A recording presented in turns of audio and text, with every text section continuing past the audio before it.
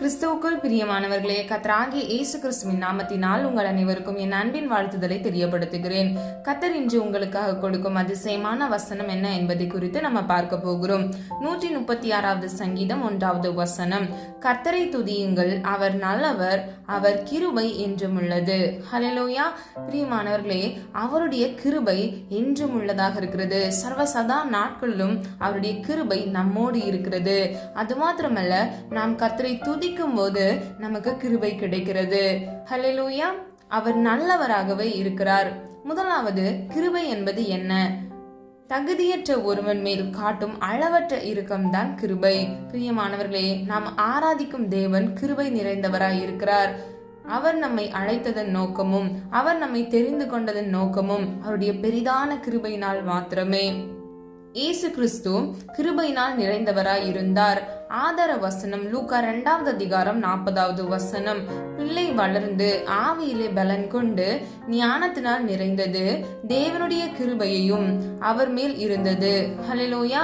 பிரியமானவர்களே, கர்த்தராகிய இயேசு கிறிஸ்து சிறு குழந்தையாக இருக்கும் பொழுதே ஆவியிலே பலன் கொண்டும் ஞானத்தினால் நிறைந்தவராகவும் தேவனுடைய கிருபை அவர் மேல் இருந்ததாகவும் நம்ம இந்த வசனத்தின் மூலம் அறிந்து கொள்கிறோம்.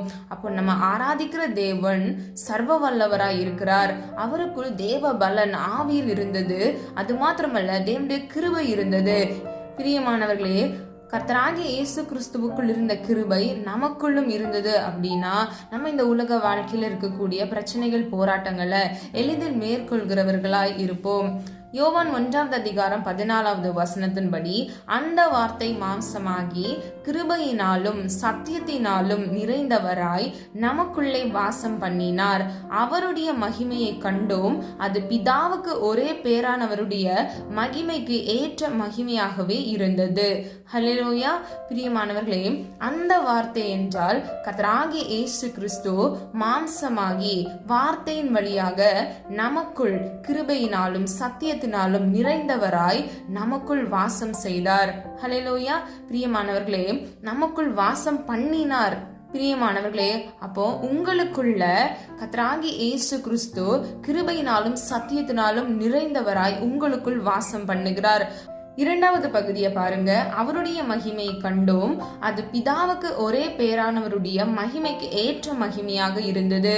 அவருடைய என்றால் கர்த்தராகிய இயேசு கிறிஸ்துவுடைய மகிமையை அவர் நமக்குள் வாசம் செய்யும் பொழுது நம்மால் உணர முடியும், நம்மால் காண முடியும். அது மாத்திரமல்ல, அது பிதாவுக்கு ஏற்ற மகிமையாக இருக்கிறது. ஹல்லேலூயா. பிரியமானவர்களே, கிருபையின் அவசியம் நம்முடைய வாழ்க்கையில் என்ன என்பதை 2 காரியங்கள் மூலமாக நம்ம அறிந்து கொள்ளலாம். ஆதார வசனம் 2 கொரிந்தியர் 12வது அதிகாரம் 9வது வசனம், என் கிருபை உனக்கு போதும், பலவீனத்தில் என் பலம் பூரணமாய் விளங்கும் என்றார். பிரியமானவர்களே, இந்த வசனத்தை நம்ம பவுலிடம் கர்த்தர் சொல்லுகிறத நம்ம பார்க்கிறோம். இன்னைக்கு நம்ம கூட கர்த்தராகிய தேவன் இதை தான் சொல்ல விரும்புகிறார். உங்களுடைய வாழ்க்கையில இருக்கக்கூடிய போராட்டங்கள், பிரச்சனைகள், உங்களுடைய சரீரத்தில் இருக்கிற வியாதிகள், பலவீனங்கள், பலனற்ற தன்மைகள் எல்லாவற்றிலும் கர்த்தருடைய கிருபை உங்களுக்கு போதும். உங்களுடைய பலவீனத்தில் கர்த்தராகிய இயேசுவின் பலம் பூரணமாய் விளங்கும் பொழுது நீங்கள் பலன் உள்ளவர்களாய் இந்த உலக ஓட்டத்தை, இந்த விசுவாச ஓட்டத்தை ஓடி முடிக்கிறவர்களாய் நீங்கள் காணப்படுவீர்கள். ஹல்லேலூயா. பிரியமானவர்களே, கர்த்தருடைய கிருபை நம்முடைய வாழ்க்கையில் மிகவும் அவசியமாக இருக்கிறது. நாம் வாழ்வது அவருடைய கிருபை, நாம் நிற்பதும் அவருடைய கிருபை. 2 தெசலோனிக்கேயர் 2வது அதிகாரம் 16வது வசனம், நம்முடைய கர்த்தராகிய இயேசு கிறிஸ்துவும் நம்மிடத்தில் அன்பு கூர்ந்து நித்திய ஆறுதலையும் நல் நம்பிக்கையையும் கிருபையாய் நமக்கு கொடுத்திருக்கிற நம்முடைய பிதாவாகிய தேவனும். ஹல்லேலூயா. நல்ல கவனிங்க. நம்மிடத்தில் அன்பு கூர்ந்து, அப்போ கர்த்தராகிய இயேசு கிறிஸ்து நம் மீது அன்பு வைத்ததினால், உங்கள் மீது அன்பு வைத்ததினால் நித்திய ஆறுதல், நல் நம்பிக்கை கிருபையாய் உங்களுக்கு கொடுத்திருக்கிறார். ஹல்லேலூயா. அப்போ நீங்க சோர்ந்து போகும்போது, நீங்க கண்ணீரின் பாதையில் நடக்கும்போது கர்த்தருடைய கிருபை உங்களை தாங்குகிறது. கர்த்தருடைய கிருபை உங்களை ஆறுதல் படுத்துகிறது. அது மாத்திரமல்ல, நல் நம்பிக்கை. அப்போ நல்ல நம்பிக்கை, உன்னால முடியும், உன்னால இந்த சூழ்நிலைகளை மேற்கொள்ள முடியும். நான் உன்னோடு இருக்கிறேன், என் சமூகம் உனக்கு முன்பாக செல்லுகிறது என்று கர்த்தர் நம்மோடு பேசி நம்மை பலப்படுத்துகிறவராய் இருக்கிறார். ஹல்லேலூயா. அதற்காக இந்த கிருபை நம்முடைய வாழ்க்கையில மிகவும் அவசியமாக இருக்கிறது. பிரியமானவர்களே, காலைதோறும் அவருடைய கிருபை புதிதாக இருக்கிறது என்று வேதம் சொல்லுகிறது.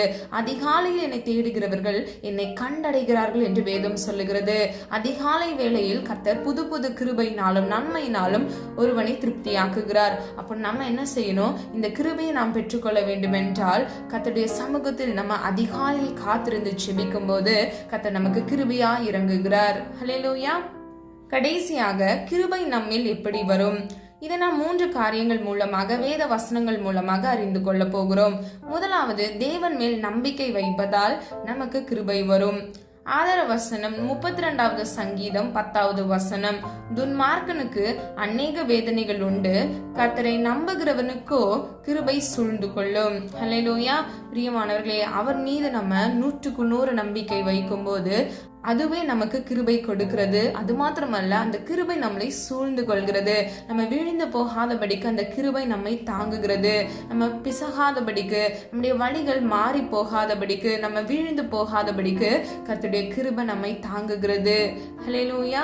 இரண்டாவதாக, தாழ்மை உள்ளவனாய் இருப்பதால் கிருபை கிடைக்கிறது.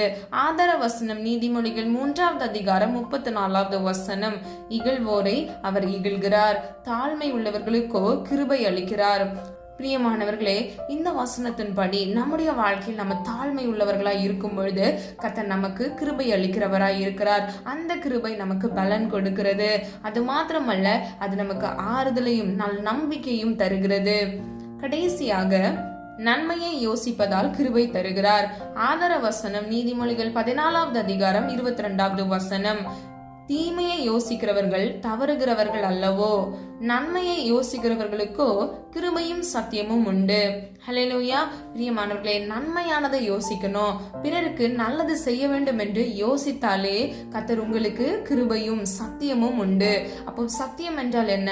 கர்த்தருடைய வசனமே சத்தியம், அவருடைய வார்த்தையே சத்தியமாக இருக்கிறது. அப்போ அந்த சத்தியத்தை கர்த்தர் உங்களுக்கு கொடுப்பார். சத்தியத்தின் பாதையில் உங்களை வழிநடத்துவார். உங்களுக்கு கிருபையை கொடுத்து உங்களை அலங்கரிப்பார். ஹல்லேலூயா. பிரியமானவர்களே, சொல்லப்பட்ட ஒவ்வொரு காரியங்களை நீங்க ஆராய்ந்து பாருங்க. கர்த்தருடைய நன்மைகளை நாம் பெற்றுக்கொள்ள வேண்டும் என்றால், கர்த்தருடைய ஆசீர்வாதத்தை நாம் பெற்றுக்கொள்ள வேண்டும் என்றால், நாம் விழுந்து போகாமல் இருக்க வேண்டும் என்றால், தேவ பலன் நமக்குள் இருப்பதற்கு கர்த்தருடைய கிருபை மிகவும் அவசியமாக இருக்கிறது. கர்த்தராகிய இயேசு கிறிஸ்து கிருபையினாலும் சத்தியத்தினாலும் நம் ஒவ்வொருவருக்குள்ளும் வாசம் செய்து கொண்டிருக்கிறார். ஹல்லேலூயா. பிரியமானவர்களே, நம்ம எல்லாரும் ஒரு மனதா கர்த்தருடைய கிருபைக்காக நம்ம ஜெபிக்கலாமா? அன்பின் பிதாவே, அப்பா, எங்கள் ஒவ்வொருவரையும் அது கரத்தில் ஒப்பு கொடுக்கிறோம். இந்த நல்ல நாளுக்காக உமக்கு நன்றி செலுத்துகிறோம். அப்பா, எங்களுக்குள் இருக்கிற அப்பா எல்லா குற்றங்கள் குறைகளையும் மன்னிங்க. நாங்கள் அறிந்தும் அறியாமல் செய்த தவறுகளையும் மன்னிங்க.